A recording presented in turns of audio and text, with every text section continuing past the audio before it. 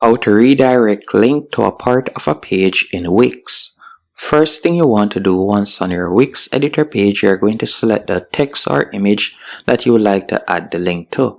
So let's say, for example, I would like to add the link in this text right here. So we're just going to tap on edit text. Then from there, I'm going to select the text that I would like to add the link to. And we're going to select link. Then from there, you're going to select section or anchor.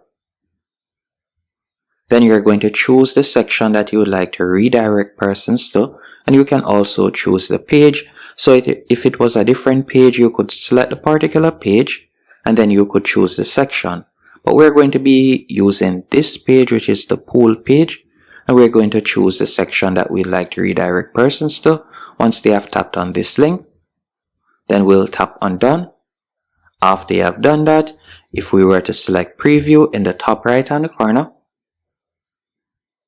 once someone taps on edit text, they'll be redirected to this section. And that's it.